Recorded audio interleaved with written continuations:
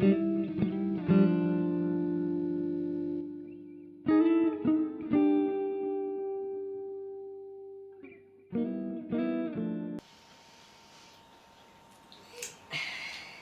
we're now in our 50th year of marriage. I met Jack at school when I was 16 and he was 19. Then over to you. Well, we both retired at this point in time. We were both in teaching, and we came from a local mining community not too far from Durham, and we worked in schools outside of Durham City, and we've now retired and we do voluntary work within the city, and we have done voluntary work in Africa as well.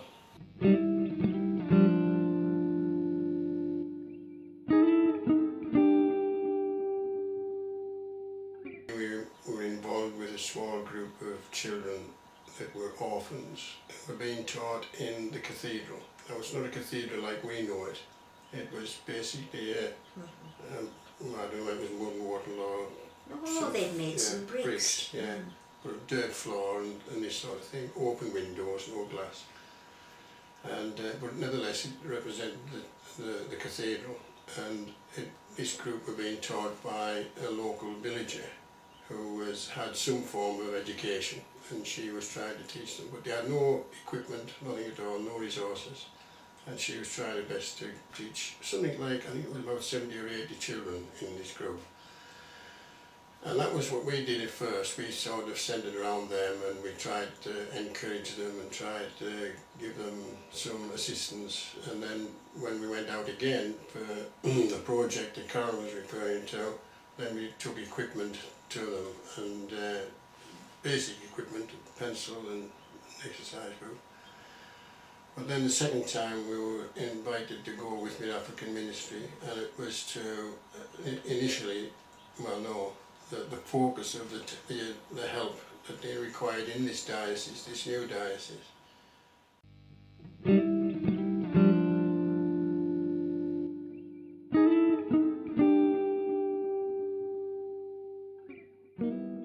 And I was quite a studious, quite a shy young person then, but I did love studying and being an avid reader.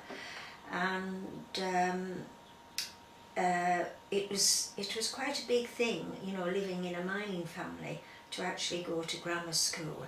So I did feel quite ostracised by other people of my age. So I tended to turn to studying.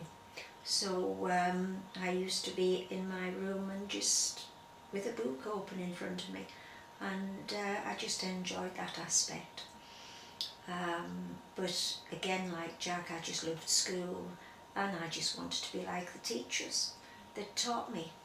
So that was my motive really, but I must admit I loved teaching, and I still enjoy teaching when the grandchildren come. Not only that, you know, when you've had a few years experience and you can look back on life, and you can put it all into perspective and what teaching's about, and the fact that you're in a privileged position really, where you can guide a young person onto his full or her full potential, and that I don't care whether it's the Prime Minister or anybody else.